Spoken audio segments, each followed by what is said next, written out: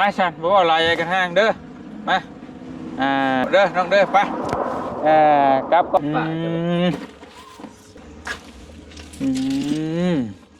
ปลากุดกับปลาซึ่งปลานี้นี่นะปลานี้ปลาลูกแดงทางเบอร์รี่นั่นเองป่วยอีกบาทนี้โอ้ยมันเครือเลย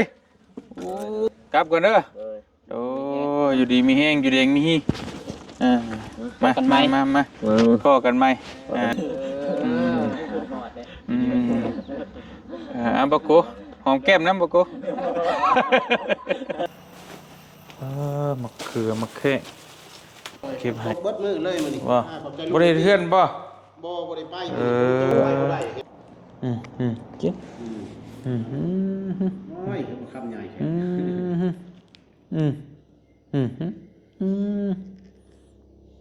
เข็นแล้วนะคำใหญ่เอ้าเป็นผู้แกงมันจะพาไปหาหน่อไม้มาแกงส่วนนี้ไปเห็นบ่าวนุ่งก็มีแต่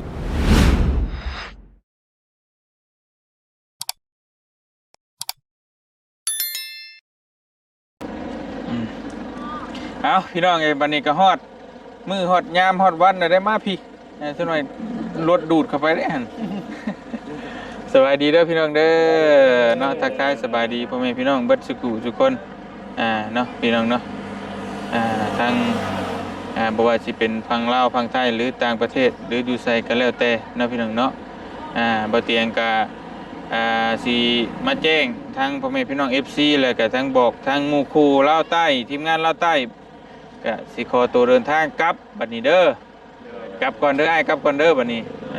กลับก่อนเด้ออย่าให้ได้พี่น้องเอ้ยวัยรุ่นฮิปฮอปเฮากลับป่าได้บัดนี้เด้อพี่น้องเอ้ยเพราะว่ามาโดนแล้วประมาณ12มื้อนี้บ่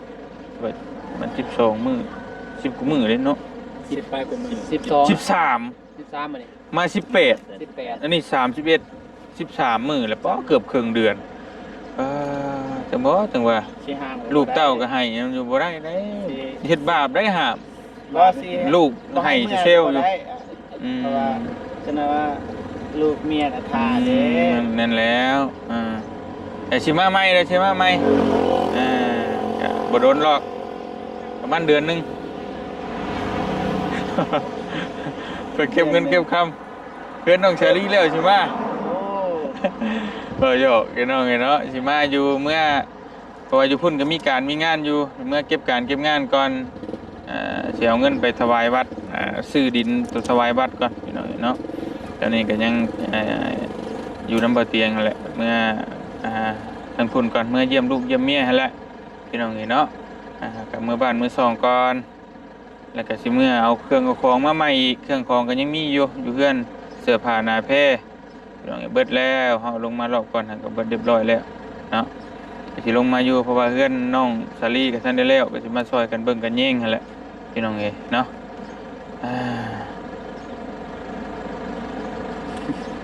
ขอบมุกขอบใจเด้อทีมงานลาวใต้น้องนุ่งบัดจุกุทุกคนที่ต้อนรับเป็นอย่างดีแล้วก็พาไปทุกหม่องทุกบ่อนทุกแจพี่น้องเนาะบ่ว่าสิเป็นทางยากทางง่ายก็พาไปแนะนำเบิดทุกสิ่งทุกอย่างขอบมุกขอบใจหลายๆไปฉันบ่ว่าหลายกันห้างเด้อมามีอย่างนักหนาเจ้าห้ามเฮ็ดแนวกินให้ค่อยกินบาดนี้ห้ามทุกอย่างอดกินข้าวเด้อน้องเด้อไปกลับก่อนบ่โกเนาะประธานโกกลับไปเด้อบัดนี้เด้อพี่น้องเอ้ยบ่าวนุ่งถ่ายรูปมาถ่ายรูป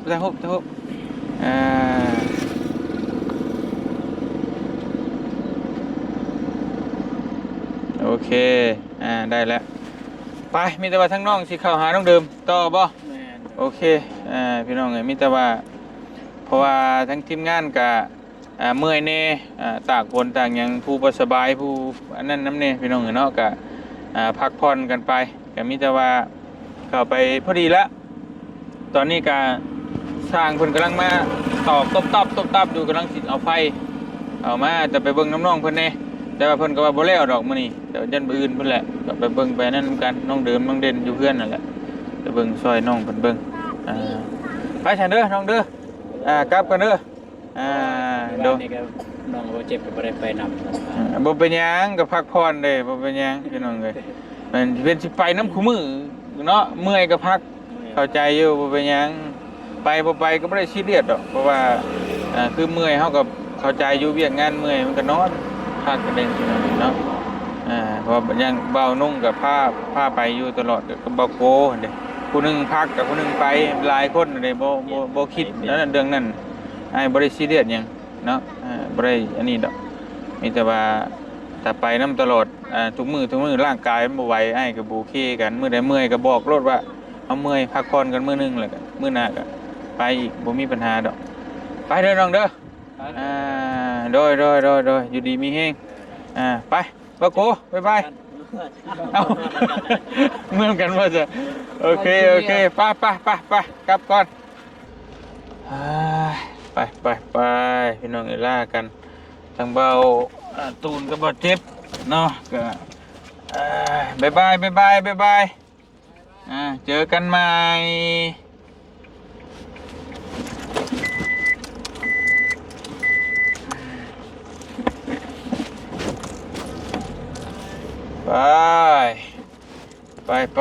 ไปเดินทางบาทนี้พี่น้องเลยไปเจอกันอยู่เพื่อนเบานุ่งคนแหละบาทนี้เนาะนั่งน่ะป่าบุกหน่อยซิมีปลากดกับปลาซึ่งปลาอย่างนี่นะปลาอย่างปลานูบ่ ปลานี่ก็แพงได้นี่ก็แพงเลยแต่โลนึง50%เนาะอยู่บ้านโลแสนปลายบัดนี่บอกเนี่ยผักเบานุ่งซื้อปลาพี่น้องเลย7 โลมาผักเมื่อตอน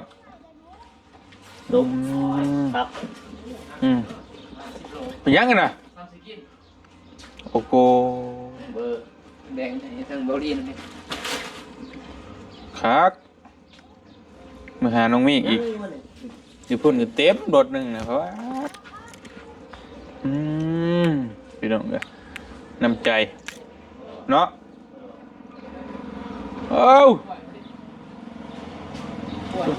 กระโดดกระเดี่ยแท้เฮ็ดข้าวกินข้าวมือยังพอแห้งแล้วมีของฝากอีกรุ่นบางครั้งเนาะ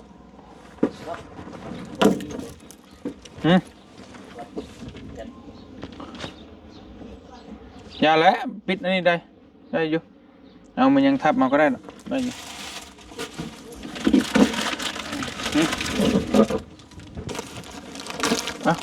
เอาไปกินในน้ำนี่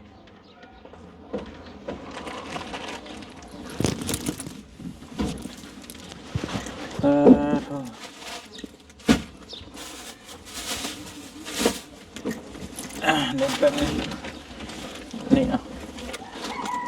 ต่อในพวกก็ได้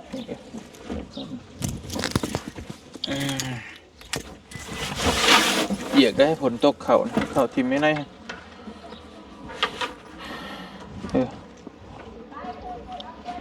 มายกมาบาทนี่ใช้ไปใช้น่ะเอาป่วยอีกบาทนี่โอ้ยมันเครือเลยโอ้ยขอบใจพูดเลยอันนี้บอกแล้วยังบุบเบิดนะพอแล้ว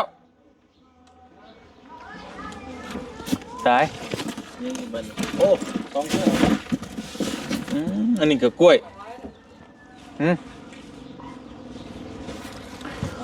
โอ้ยพี่น้องเลยโผล่เอามาที่จริงก็เปิดได้ยุผ่าถ่ายบุเปิดขนาดเจ็ดลำบากโอ้ยเนาะ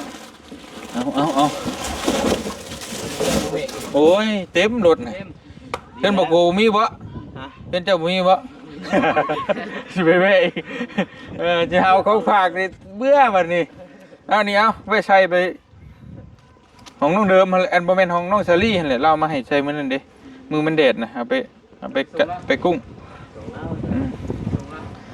ให้เป็นไส้เฮ็ดเวียกเฮ็ดงานโธ่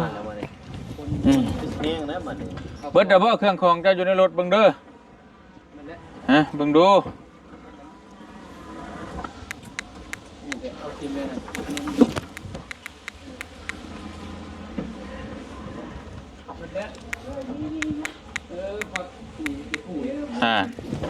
พอแล้วมาใช่มามีอย่างกับมาได้ผมทันในเมื่อนี่อีคู่มันคือผักบัวแต่ปะบ่พักอีคู่เพิ่นอัวพักนี่ต่างหากผักบัวตาวนี่ต่างหากใส่เจียวหมกใส่เจียวใส่หยังนี่หมกกับเจียวใส่กับเจียวโดยปิ้งแล้วก็ตำปิ้งตำหอมมาก่อนสิเมื่อเฮ็ดก่อนสิมาตำเจียวกินขอบใจคนป้าแหละพี่น้องเนาะไปเด้อเสร็จเด้อวันนี้เด้อกลับก่อนเด้อโอ้อยู่ดีมีแห้งอยู่แดงมีฮีมาข้อกันไหมโอกาสหน้าพี่น้องเลยเอ้ากอดน้องเมียงเนี่ยเอ้าบักโกหอมแก้มน้ำบักโกโอ้ยโอเคไปเด้อล่ะเด้อโดยเนาะดวงตากลับก่อนเดี๋ยวเจอกันใหม่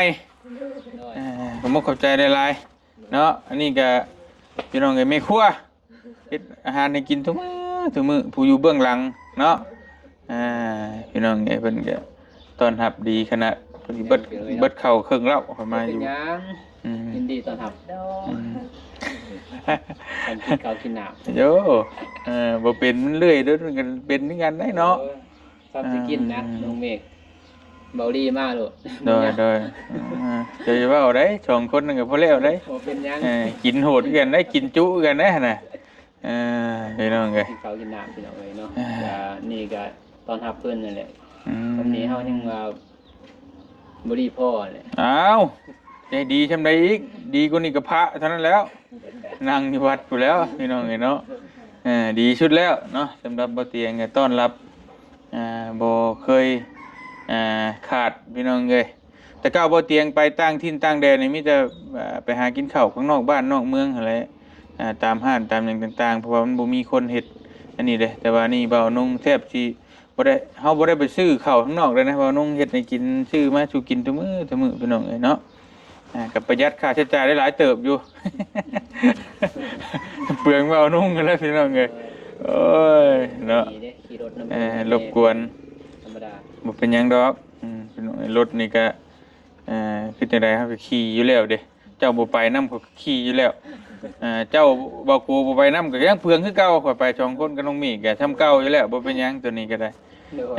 เนาะบัดเจ้าได้ข่อยก็จังสิมาจอดไว้นี่เดี๋ยวขี่นำเจ้าบัดนี้เนาะถึงเลขได้ติเนาะโอ้ยไปซั่นเด้อยามค่ำมันมืดเด้อกลับก่อนโอ้ยกลับก่อนเด้อล่ะเด้อโอ้ยไปบ๊ายบายไปไปโอเคไปพี่น้องเก็บไปกลับก่อนบ้านนี้ไปตั้งบ่เตียงก็สิขอตัวเดินทางขับรถขับเรือก่อนเด้อบ้านนี้เด้อพี่น้องเอ้ยเนาะไปแวะบ้านน้องมีจักเด็กจักน้อยพี่น้องเอ้ยแล้วก็สิเมื่อทางปากซี่เลยมื้อนี้นะพี่น้องเนาะกะฟ้าฝนกะสิมาแล้วผู้โธ่ทั้งหมอกทั้งควันกระดุกคั่วอยู่ไปพอเตียงขอตัวขับรถเดินทางก่อนป่านนี้พี่น้องเอ้ยเนาะเป็นฝนตกแต่แห้งทีทางยากพี่น้องเอ้ยเมืองท่าตะแองแขวงเซกองลาก่อนเนาะ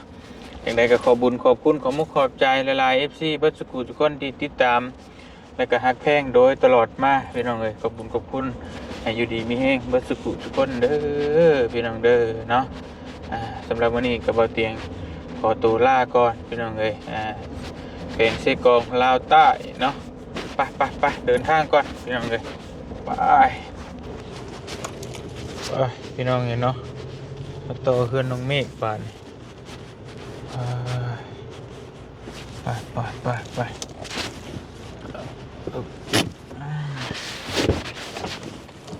โอเค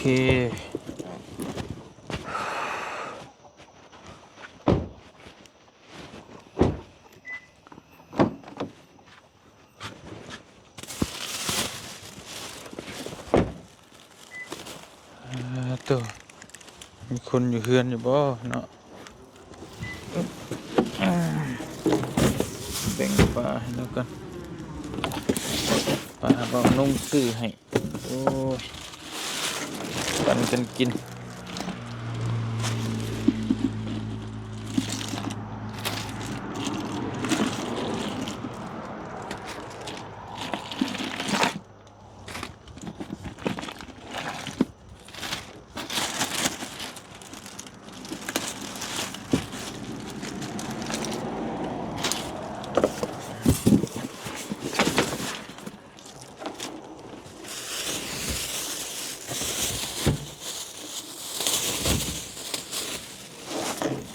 ไปมีคิรีแท้เนาะเพื่อนอยู่บ่พี่น้องเอ้ยมะเขือมะแข้งเก็บให้จะเอโอ้สวัสดีพวกล่ะโธ่กินยังไงน่ะโอ้สวัสดีพ่อสวัสดีเอาขนมกับนมนี่ฝนตกเบิดมือเลยมื้อนี้ ว่าบ่ได้เฮือนบ่บ่ได้ไปฝนตกไปบ่ได้เฮ็ดบ่ได้ได้ กินยังไงน่ะ กินหมักเงาะ ชุกแล้วบ่เบาเพิ่นชื่อมาให้บ่บ่เพิ่นชื่อมามีแต่เปลือกอะไรขอบใจลูกนี่ที่แลนไปแหละขอบใจลูกนะสวัสดีแม่สวัสดีอ้าวป่าแบ่งกันครับเบานุ่งซื้อมาฝากก็แบ่งกันโดยตกเบิดมือฮะก็มันนี่แหละได้บ่10กว่านาที20นาทีแดดๆแน่นอน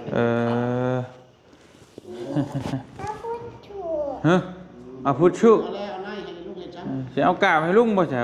บ่กินเด้นี่บ่กินบ่กินเอามาปลูกบ่ใช่ทิมไป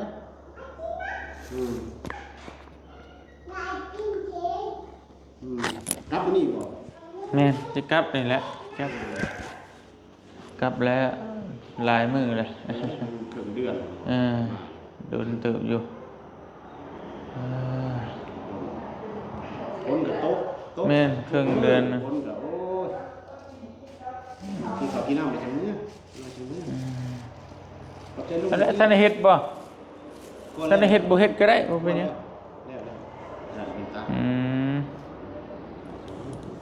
เอาไว้ท่านเฮ็ดเนี่ยขอบใจลูกนี่ดิขอบใจบ่ลูกกินแม่กินแม่ฮะนี่บ่ได้ออกฝนมันตกเบิดมื้อเลยแต่ว่านนี่เบิดมื้อบ้านนี่แค่ตัวว่า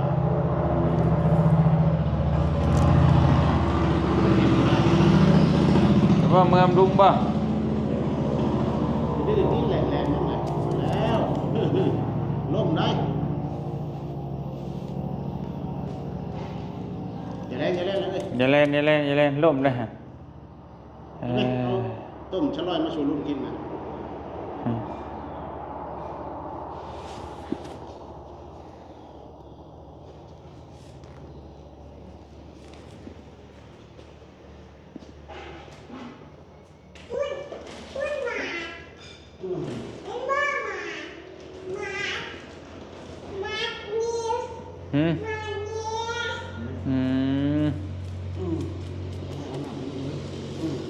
ขอบใจขอบใจขอบใจ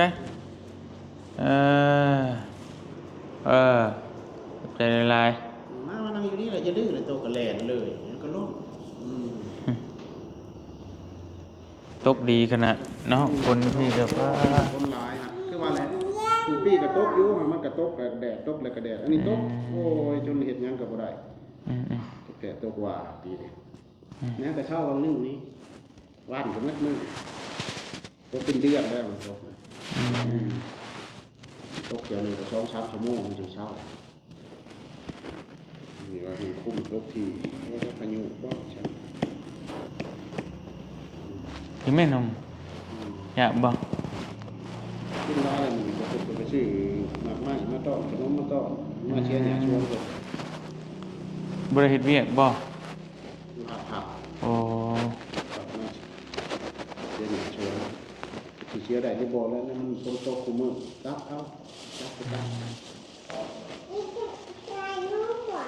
ขนมลูกเตรียมกับใจลูกเตรียมที่ลูกเตรียมสื่อมาเตรียมสื่อมาขอบใจเป็นที่ขอบใจเอาสิขอบไหมขอบใจไหมขอบใจลูกไหม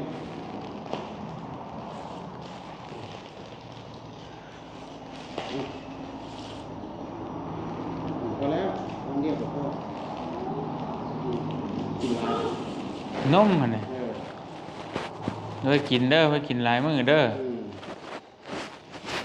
มือดูชิ้นเงาใต้อย่างนี้เนี่ยยำปูยำยาเพิ่นนั่น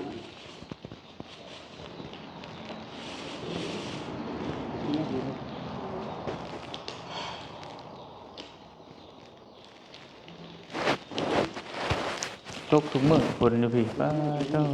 ถ้าแจ้งยังบอกพอบัตรซองให้บัตรซองโอ้ยฝ่าลายใจคือว่าชั่วโมงแดดชั่วโมงตกชั่วโมงหนาวชั่วโมงร้อน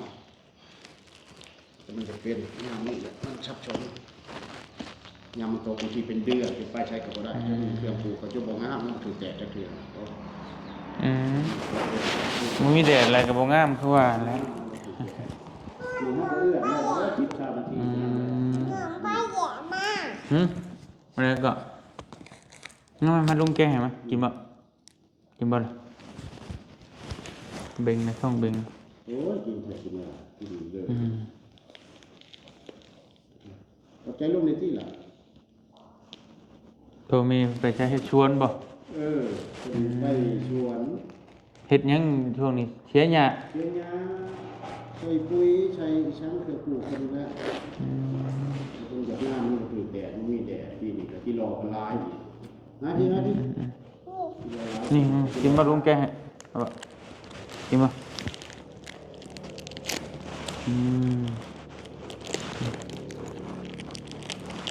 เอ้ากินกินนมแกบอกเป็นมานี่สิแกให้มากินน้อยนี่แย่อย่างน้อยมันกระโดดกินอันนี้มาลุงแกให้นี่อ่ะจับตัวนี้กินตัวนี้เถอะจะกินช่องอันบ่เหมือนกันบ่ฉันบ่กินที่ร้านได้บ่กินน้อยคำใหญ่แค่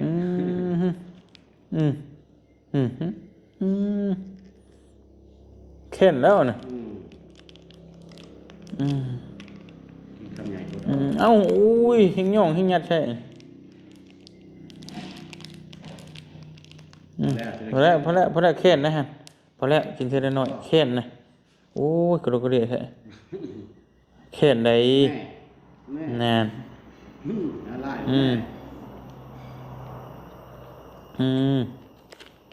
นานลุงบอกแล้วยัดใส่กระโดดกระเดี่ยค่อยกินกินนมเนี่ย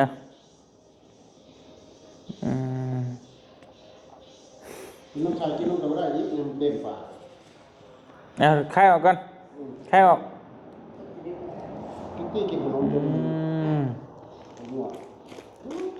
ถ้าเข้ามาเลยพี่น้องเอ้ยปลาโต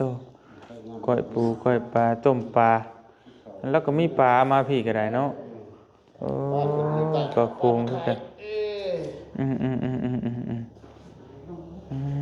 เจ้า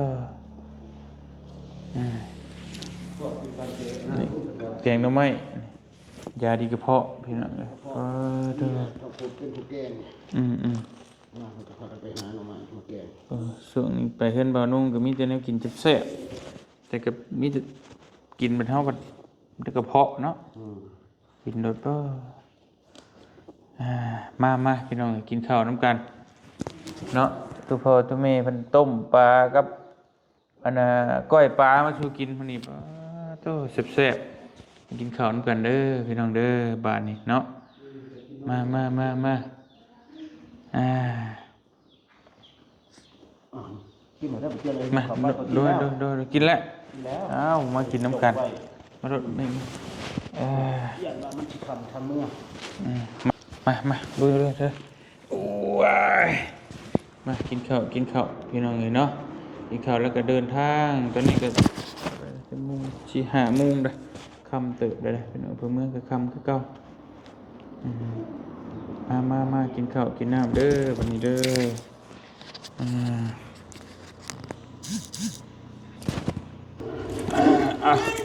พี่น้องเห็นนะเดี๋ยวกินข้าวก่อนแป๊บนึงกินมาลุยกินข้าวก่อนเดี๋ยวก็เดินทางไปพี่น้องอย่าบาเตียงขอตัวเดินทางก่อนบ้านนี้เนาะหลังจากที่มาจากบ้านเบานุ่งแล้วก็ทางบ้านทางบ้านเบากูเบาเจ็บพี่น้องลากันเรียบร้อยแล้วเราก็สิขอตัวเมื่อก่อนบ้านนี้มีแต่สิไปกินข้าวกินน้ำจนเล็กชน้อยแล้วก็ขอตัวเดินทางกลับพี่น้องเห็นเนาะจากนั้นก็ขอบคุณขอบใจหลายๆ FC บัสกุทุกคนที่หัดเพลงแล้วก็ติดตามรับชมโดยตลอดมานะพี่น้องเนาะสำหรับคลิปนี้เบาเตียงก็เฮ็ดคลิปกลับนะจากลาวใต้แล้วพี่น้องอยู่ดีมีแฮงบัสกุทุกคนเจอกันเล่ากลางบัดนี้เจอกันอยู่สวรรค์เขตเด้อพี่น้องเอ้ยกลับก่อนสบายดีอยู่ดีมีแฮงบ๊ายบายเนาะ